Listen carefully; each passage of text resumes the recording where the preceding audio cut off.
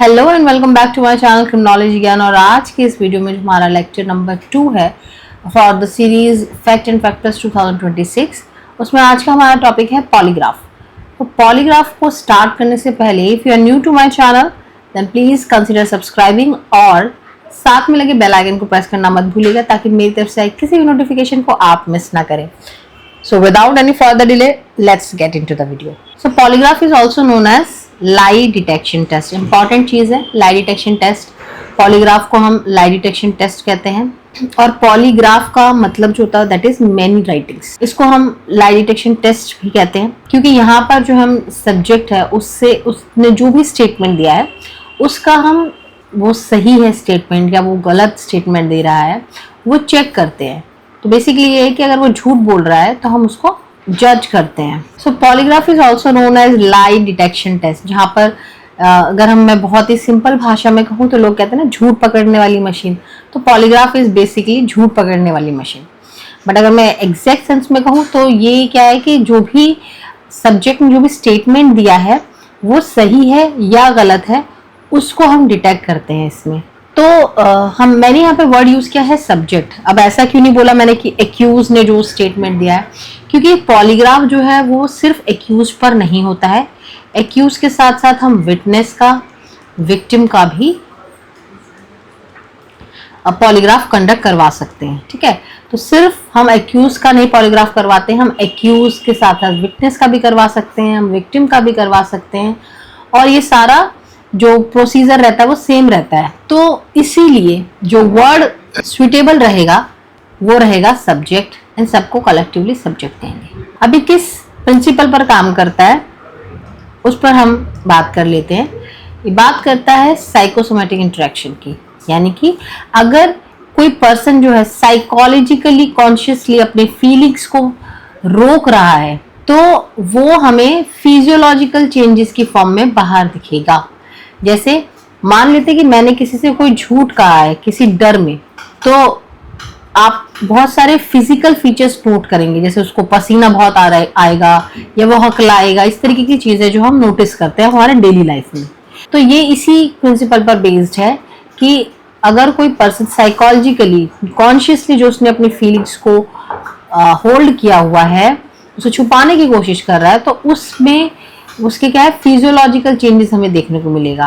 और वो physiological changes जो है वो रेस्पिरेशन की फॉर्म में, मतलब आपका वो जो उसका ब्रीदिंग पैटर्न होगा उसमें हमें देखने को मिलेगा, उसके ब्लड प्रेशर में हमें चेंजेस देखने को मिलेंगे, उसके पल्स रेट में हमें चेंजेस देखने को मिलेंगे और गैल्वेनिक स्किन रेजिस्टेंस यानी कि उसके स्किन रेजिस्टेंस में भी हमको जो है चेंजेस देखने को मिलेंगे। अकॉर्डिंग टू रीड एंड इनबाउ, जो भी पर्सन होता है उसको उसके अंदर एक डर होता है पकड़े जाने का। ठीक है, जो भी पर्सन पॉलीग्राफ में जिसको भी हम बिठाते हैं उसके अंदर एक डर रहता है कि अगर मैंने सच बोल दिया तो मेरी नौकरी चली जाएगी या मैं फंस जाऊंगा। इस तरीके का डर उसके अंदर होता है। और फिर जब वो झूठ बोलता है तो उससे क्या है फिजियोलॉजिकल रिस्पॉन्सेज प्रोड्यूस होते हैं और उसके बाद जब वो फिजियोलॉजिकल जो रिस्पॉन्सेज वो जो प्रोड्यूस होते हैं उससे क्या होगा, ये जो हमने अभी ऊपर डिस्कशन किया respiration, blood pressure, pulse rate और जीएसआर, इसमें हमें चेंजेस देखने को मिलेंगे। यही उसके फिजियोलॉजिकल रिस्पॉन्सेज हैं। सीजर लोम्ब्रोसो जो था वो पहला इटालियन क्रिमिनोलॉजिस्ट था जिन्होंने किसी भी पर्सन के जो गिल्ट या इनोसेंस है उसको प्रूव करने के लिए साइंटिफिक टेस्ट्स का यूज किया था। ठीक है, और 1895 में उन्होंने बीपी और पल्स रेट के बेसिस पर ये बताया कि जब आप क्वेश्चनिंग करते हैं क्रिमिनल से तो उनका बीपी और पल्स रेट में हमें डिफरेंस देखने को मिल जाता है और उसी से हमें पता चल जाता है कि वो पर्सन जो है वो झूठ बोल रहा है या सच कह रहा है। तो सबसे पहला अगर हम कहें कि किसने जो है साइंटिफिक टेस्ट जो है इन्वेंट किया टू डिटरमाइन समवन्स गिल्ट और इनोसेंस, तो वो सीजर लोम्ब्रोसो थे। ठीक है, now come to objective of polygraph examination. कि ऑब्जेक्टिव क्या है, कि पॉलीग्राफ एग्जामिनेशन हम करवाते क्यों है किसी भी सब्जेक्ट का। तो सबसे पहले to verify the veracity of the statement of the suspect, witness and complainant. तो सबसे पहले हम क्या चेक करते हैं कि जो भी सस्पेक्ट या विटनेस है या कंप्लेनेंट है उसने जो भी स्टेटमेंट दिया है वो सही है या गलत है। ये चीज हम देखने को मिलती है। ये पहला ऑब्जेक्टिव हुआ। दूसरा, थर्ड डिग्री मेथड यूज किया जाता था पहले बहुत ज्यादा इंटरोगेशन में पुलिस द्वारा, ठीक है। तो उसको रिप्लेस करके अब साइंटिफिक मैनर में हम देखते हैं कि पर्सन ने झूठ बोला है या सच बोला है, वो चीज देखते हैं। तो रिप्लेस कर दे यहाँ पर थर्ड डिग्री मेथड को, ठीक है। इसके अलावा जो व्हाइट कॉलर क्रिमिनल्स हैं, इकोनॉमिक ऑफेंडर्स हो गए, साइबर क्रिमिनल्स हो गए या बाकी तरीके के ऑफेंडर्स हो गए, तो उनसे भी अगर हमें उन बातें जाननी है तो वो भी हम पॉलीग्राफ कंडक्ट करवा सकते हैं। इसके अलावा हम गिल्टी और इनोसेंट के बीच में डिफरेंस देखने के लिए इन्वेस्टिगेशन में हेल्प करता है ये, कि भाई ये पर्सन जो है गिल्टी है या इनोसेंट है। केस में जैसे ब्लाइंड केस है जहाँ पे हमें आगे समझ में नहीं आ रहा कि अब क्या करना है, तो उस केस में हम क्या कर सकते हैं, पॉलीग्राफ कंडक्ट करवा के हम थोड़ा सा आइडिया ले लेते हैं कि भाई ये पर्सन जो है, इस पर्सन के साथ आगे कंटिन्यू किया जा सकता है या फिर ये पर्सन सही कह रहा है या किसी तरीके का जो है झूठ ये नहीं बोल रहा है, वो उस तरीके। तो इन्वेस्टिगेशन में हमें थोड़ा हेल्प मिल जाता है। इसके बाद यही चीज़ है कि इन्वेस्टिगेशन की जो फाइंडिंग्स आएंगी, हमने जैसे पुलिस ने कोई फाइंडिंग्स निकाली कि इस पर्सन ने जो है मर्डर किया है हमारे अकॉर्डिंग, तो अब जो भी पर्सन आ गया हमारे सस्पेक्ट में, तो वो जो है ये स्टेटमेंट सही है या नहीं है, उसको नॉलेज है या नहीं है, ये चीज़ जानने के लिए हम पॉलीग्राफ कंडक्ट करवा सकते हैं। अब हम बात करते हैं पॉलीग्राफ जो हम एग्जामिनेशन कंडक्ट करवाते हैं उसके अंदर कितने स्टेजेस होते हैं। तो बेसिकली उसके अंदर ना 3 स्टेजेस होते हैं। पहला होता है प्री टेस्ट इंटरव्यू, उसके बाद आ जाता है आपका एग्जामिनेशन वाला स्टेज, और उसके बाद आता है आपका पोस्ट टेस्ट सेशन। तो प्री टेस्ट इंटरव्यू में क्या किया जाता है, देखो सबसे पहले हम सब्जेक्ट को लेके आते हैं। सब्जेक्ट आपको मैंने स्टार्टिंग में बता दिया, क्लियर कर दिया कि सब्जेक्ट हम वर्ड यूज़ क्यों कर रहे हैं। तो हम उसको क्या कर रहे हैं, उसके साइकोलॉजिकल स्टेट ऑफ माइंड में उसको पूरा प्रॉपर लेकर आते हैं कि आपके साथ ये होने वाला है, ये सारी चीज़ें होने वाली हैं, अगर आपने अभी भी कोई झूठ बोला है तो आप बता सकते हैं। इस तरीके से उसको साइकोलॉजिकली हम थोड़ा सा ट्रीट करते हैं कि वो पर्सन जो है साइकोलॉजिकली प्रिपेयर हो जाए।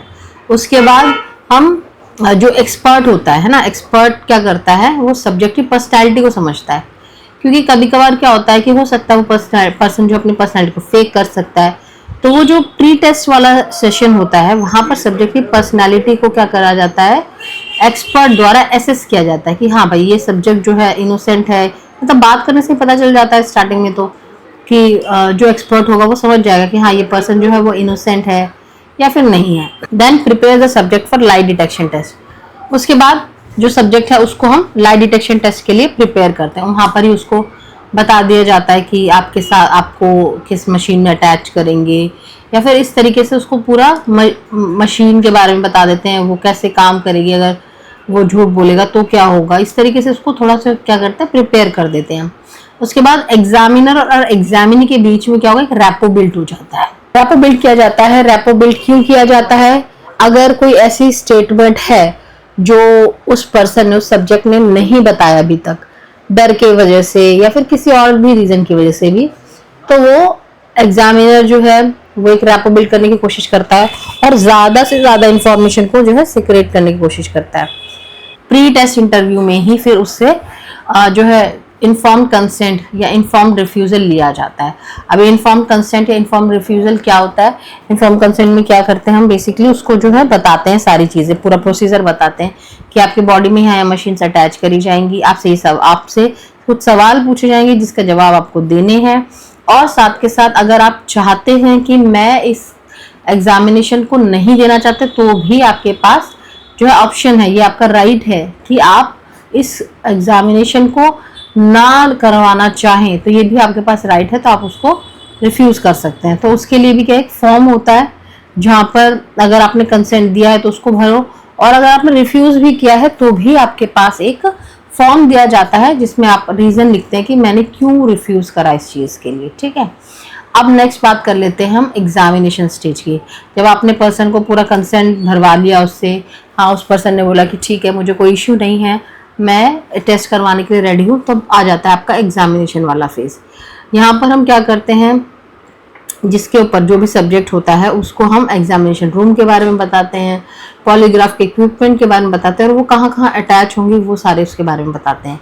या उसमें हम उसको पूरा इंस्ट्रक्ट करते हैं कि आपको पूरे एग्जामिनेशन के दौरान बैठना कैसे है। अगर आप थोड़ा सा भी इनकम्फर्टेबल बैठ रहे हैं या फिर उस दौरान आपको वॉशरूम जाना है या कैसे भी अगर आपकी बॉडी को अनकंफर्टेबल फील हो रहा है, तो वो सारा जो रिएक्शन है वो हमें कंप्यूटर पर दिखता है। उसके बाद एग्जामिनी की बॉडी पर हम सेंसर्स अटैच करते हैं। सेंसर्स में जो कुछ इक्विपमेंट्स होते हैं वो अटैच किया जाता है। उसके बाद हम उस पर्सन के नॉर्मल फिजियोलॉजिकल पैरामीटर्स को रिकॉर्ड करते हैं कि उस पर्सन का नॉर्मल फिजियोलॉजिकल पैरामीटर्स क्या है, जैसे कि उसका बीपी क्या रहता है, उसका पल्स क्या रहता है, वो सारी चीज़ें हम रिकॉर्ड करते हैं। उसके बाद हम उसके एग्जामिनी को जो है क्वेश्चनियर किस तरीके से हम एडमिनिस्टर करेंगे, उसको किस तरीके से रिस्पॉन्स करना है उस क्वेश्चनियर का, वो इंस्ट्रक्ट करते हैं। और उसके बाद एग्जामिनेशन स्टेज पर फिर क्या होता है कि हम क्वेश्चनियर को रिव्यू करते हैं। उसके बाद एग्जामिनी को बोला जाता है कि आपसे यही क्वेश्चंस पूछे गए थे ना, कहीं बाद में जाकर एग्जामिनी ये ना कह दे कि एग्जामिनी यहाँ पर मतलब सब्जेक्ट है ना, बाद में जो सब्जेक्ट है वो ये ना कह दे कि भाई जो क्वेश्चनियर है मुझसे कुछ और क्वेश्चंस पूछे गए थे, तो उस पर भी क्या है उसके साइन ले लिए जाते हैं, उसको सारे क्वेश्चंस पढ़ाए जाते हैं सब्जेक्ट को कि भाई आपसे यही सवाल पूछे गए हैं, क्या है ना, आप इसको रिव्यू करो और उसके बाद जो है आप उस पर साइन कर दो, ताकि ये चीज़ कंफर्म हो जाती है उससे कि जो उससे क्वेश्चंस पूछे गए हैं उसमें कोई चेंजेस नहीं है, वही सवाल उससे पूछे गए हैं। ठीक है। नेक्स्ट जो लास्ट स्टेज आती है that is post test session. ठीक है, यहाँ पर जो सब्जेक्ट है उसको एक अपॉर्चुनिटी दिया जाता है कि अगर आपने किसी तरह का झूठ बोला है ना, और या फिर ग्राफ में कुछ चेंजेस हमें दिख रहे हैं, तो हम उससे पूछेंगे कि भाई आपके इस सवाल पर जो है ग्राफ में हमें चेंज देखने को मिला है, अगर आप चाहते हैं या फिर हमें लग रहा है यहाँ पर कुछ जो आपने किसी बात को छुपाने की कोशिश करी तो वो आप हमें बताएं। तो यहाँ इससे क्या होता है कि जो आपका सब्जेक्ट है उसको एक डर लगेगा कि हाँ भाई यहाँ पर इस सवाल पर अगर उनको कुछ दिख रहा है ग्राफ के अंदर कि हाँ चेंजेस हैं और यहीं पर मैंने भी कुछ झूठ बोला है, तो उसको समझ में आएगा कि पॉलीग्राफ के एग्जामिनेशन के रिजल्ट क्या हो सकते हैं, है ना। तो उसको एक अपॉर्चुनिटी दी जाती है सब्जेक्ट को कि अगर अभी भी आप चाहते हैं कि आप अपना स्टेटमेंट देना चाहते हैं तो वो भी आप दे सकते हैं। इस तरीके से उनको बोला जाता है। ठीक है। अब हम बात करते हैं आर्टिकल 20 क्लॉज 3 की, क्योंकि सारी बातें यहीं पर ही आ जाती है। ये जो पॉलीग्राफ कंडक्शन करवाया गया, ये क्यों करवाया जा रहा है, या कंसेंट वाली बात, ये सारी चीज़ें जो आर्टिकल 20 क्लॉज 3 से रिलेट करती हैं। और अब हम समझते हैं आर्टिकल 20 क्लॉज 3 है क्या। तो इंडियन कॉन्स्टिट्यूशन ने हमें एक राइट दिया हुआ, राइट अगेंस्ट सेल्फ इंफॉर्मेशन। ये एग्जाम में काफ़ी बार पूछा गया है कि राइट अगेंस्ट सेल्फ इंफॉर्मेशन होता क्या है या फिर कौन से आर्टिकल के अंदर आता है, ये सारा हर बार पूछा जाता है ना। तो राइट अगेंस्ट सेल्फ इंफॉर्मेशन क्या होता है, no person accused of any offence shall be compelled to be a witness against himself. यानी कोई भी पर्सन जो किसी भी ऑफेंस का एक्यूज्ड है, ठीक है, उसको आप कंपेल नहीं कर सकते, उसको आप फोर्स नहीं कर सकते कि आप अपने खिलाफ ही गवाही दो।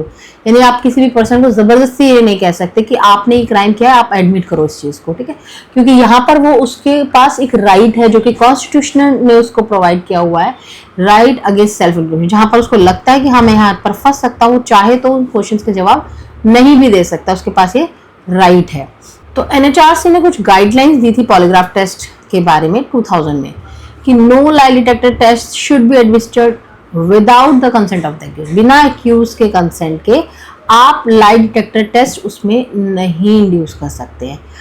If the accused volunteer for test, अगर एक्यूज ने बोला कि हाँ चलो ठीक है आप टेस्ट कर सकते हैं, तो उसको एक लॉयर का एक्सेस देना चाहिए। ठीक है, पुलिस एंड जो लॉयर हैं वो उसको एक्सप्लेन करेंगे कि क्या किस तरीके का physical, emotional and legal implication हो सकता है उस टेस्ट का उसके ऊपर। ठीक है, एंड बहुत इंपॉर्टेंट चीज़ जो हमें देखने को मिलती है पॉलीग्राफ के अंदर कि जो भी कंसेंट रहने वाला है वो जुडिशियल मैजिस्ट्रेट के सामने रिकॉर्ड किया जाता है। वो पर्सन इन पर्सन जाके, मतलब खुद से जाकर वो पर्सन जो है ये एडमिट करेगा कि हाँ मैं पॉलीग्राफ देना चाहता हूँ और ये पॉलीग्राफ जो टेस्ट होगा वो मेरी मर्जी से होगा। ठीक है, तो ये कंसेंट जो है जुडिशियल मैजिस्ट्रेट के सामने रिकॉर्ड होगा। और जब मैजिस्ट्रेट के सामने हियरिंग होगी तो जो एक्यूज पर्सन है उसको रिप्रेजेंट करने के लिए एक लॉयर होना चाहिए। और हियरिंग में जो पर्सन है उसको एक पूरा क्लियर टर्म्स बताना होता है कि जो भी आप स्टेटमेंट देंगे वो एक कन्फेशनल स्टेटमेंट नहीं होगा, लेकिन एक statement made to the police होगा कि अगर आपने कोई भी एक स्टेटमेंट दिया तो एक कन्फेशन की तरह नहीं माना जाएगा, लेकिन पुलिस जो है उसे एज अ स्टेटमेंट ले सकती है। ठीक है, जैसे आपने बोला कि हाँ मर्डर मैंने किया है एंड वेपन जो है मैंने यहाँ पर छुपाया हुआ है। अब यहाँ पर ये कन्फेशनल स्टेटमेंट तो नहीं हुआ, लेकिन पुलिस ने इसको एज अ स्टेटमेंट लिया।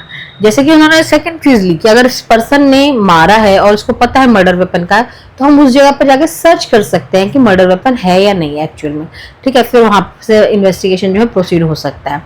Now magistrate shall consider all factors relating to the detention including the length of detention and the nature of interrogation. और मैजिस्ट्रेट जो है सारे फैक्टर्स को कंसिडर करेगा कि कितने टाइम पीरियड तक उसको डिटेन किया गया, उस पर्सन को कितने लेंथ कितने ड्यूरेशन के लिए करा गया, और इंटरोगेशन का नेचर कैसा था, 3rd डिग्री दिया गया या फिर अच्छे से बात करिए, इस तरीके से वो सारी चीज़ों को जो है मजिस्ट्रेट कंसीडर करेगा। इंडियन कोर्ट जो है यहाँ पर ये जो केस है Shrimati Selvi and others versus state of Karnataka, बहुत इंपॉर्टेंट केस है। जब भी पॉलीग्राफ का डिस्कशन होता है तो इस केस के बारे में जरूर डिस्कस किया जाता है, Shrimati Selvi and others versus state of Karnataka.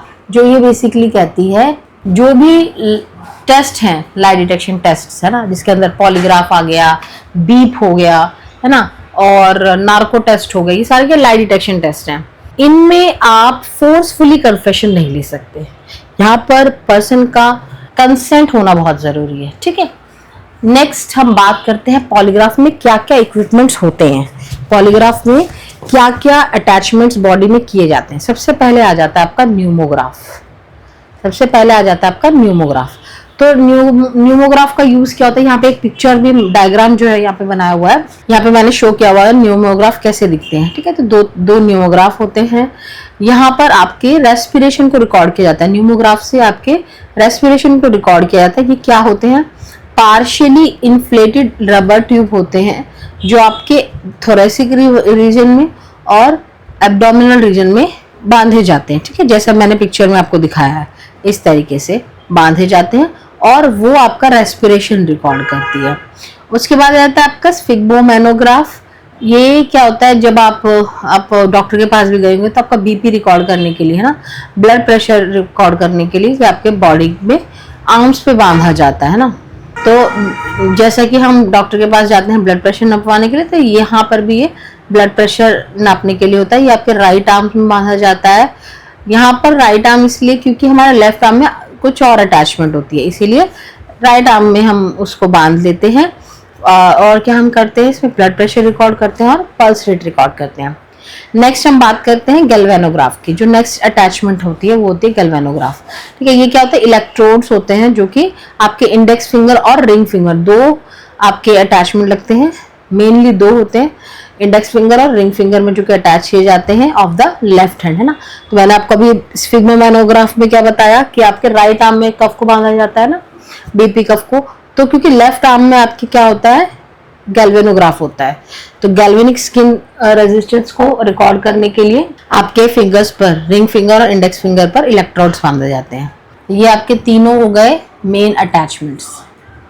उसके बाद हम ये केस डिस्कस कर लेते हैं, Selvi versus state of Karnataka, जो कि 2010 का जिसका लैंडमार्क जजमेंट आया था। तो इसमें क्या, ये लैंडमार्क जजमेंट है of the supreme court of India, जो कि सेल्फ इंक्रिमिनेशन की बात करता है, जो कि अभी मैंने आपको आर्टिकल 20 क्लॉज 3 बताया, सेल्फ इंक्रिमिनेशन की बात हुई है, एंड पर्सनल लिबर्टी है ना, under the constitution of India. अब की इश्यूज क्या थे, जो ये Selvi versus state of Karnataka, इस केस में ये बोला गया कि जो साइंटिफिक इंटरोगेशन टेक्निक्स हैं, जिसमें हम नार्को एनालिसिस, पॉलीग्राफ टेस्ट या ब्रेन मैपिंग टेस्ट है ना, इनके बारे में बात करते हैं, तो ये एक्चुअली हमारे फंडामेंटल राइट्स को वायलेट कर रहे हैं है ना। हम अगर इसका हम कंसेंट नहीं देते हैं और किसी ने हमसे ज़बरदस्ती ये सारे टेस्ट करवाए, जहाँ पर हम अनकॉन्शियसली जो है चीज़ों को एक्सेप्ट कर रहे हैं, तो ये हमारे फंडामेंटल राइट्स का वायलेशन है।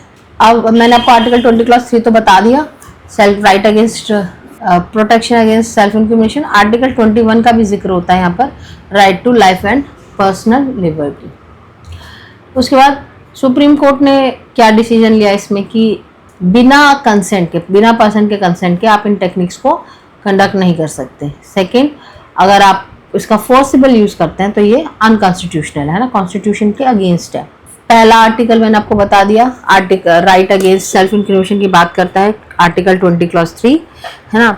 सो second is right to personal liberty, जो कि आर्टिकल 21 में जिसके बारे में बात करी गई है। Mental privacy and bodily integrity की बात होती है जिसके अंदर। देन कंसेंट रिक्वायरमेंट में बोला गया आपका वॉल्यूंटरी कंसेंट होना चाहिए, तो आप अपनी मर्जी से इस टेस्ट को कंडक्ट करवा रहे हैं, ठीक है। So that's it for today's video. I hope ये वीडियो आपको बहुत अच्छी लगी होगी और इससे आपको काफ़ी कुछ पॉलीग्राफ के बारे में इंफॉर्मेशन मिल गई होगी।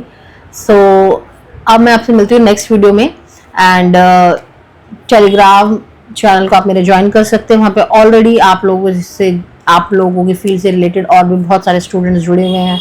आपको टेलीग्राम चैनल का लिंक जो है डिस्क्रिप्शन बॉक्स में मिल जाएगा YouTube. So that's it for today's video. I hope you like the video और काफ़ी इन्फॉर्मेटिव रही है ये वीडियो। अगर आपको इससे रिलेटेड कोई भी डाउट है तो आप मुझे नीचे कमेंट सेक्शन में बता सकते हैं।